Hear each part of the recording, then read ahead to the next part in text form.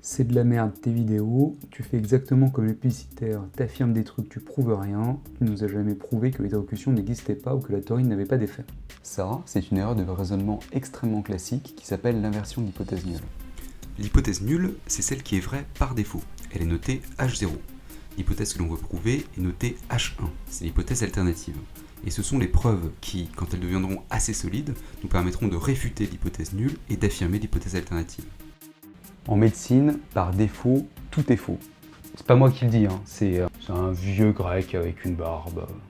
Donc, l'hypothèse nulle est que ce que je veux démontrer est faux. Il va me falloir des preuves pour pouvoir affirmer l'inverse. Et tant que j'ai pas de preuves, Je ferme bien ma gueule.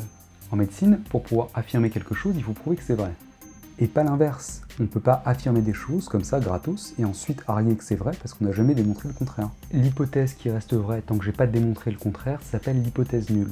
Et cette hypothèse nulle, c'est que ce que je veux démontrer est faux. Ce qui veut dire que c'est pas à moi de prouver que l'hydrocution n'existe pas, c'est à ceux qui affirment que ça existe de prouver son existence. Et c'est la même chose pour la taurine. C'est pas à moi de prouver que ça n'a pas d'effet, c'est à ceux qui affirment que ça a un effet de le prouver. Faire l'inverse s'appelle inverser l'hypothèse nulle. Et il faut surtout pas le faire pour deux raisons.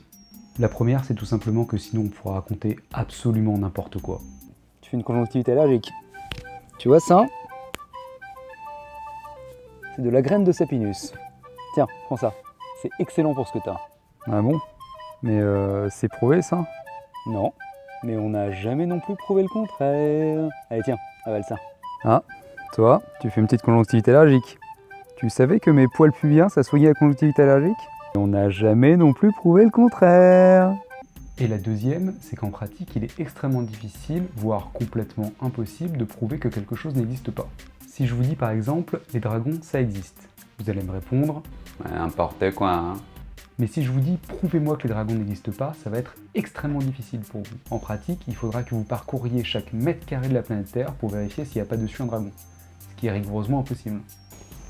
Non, ici il n'y en a pas. Tu vérifies la cuisine et puis après on attaque l'Italie.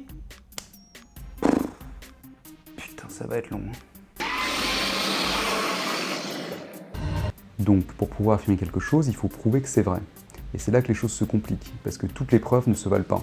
Mais alors, pas du tout.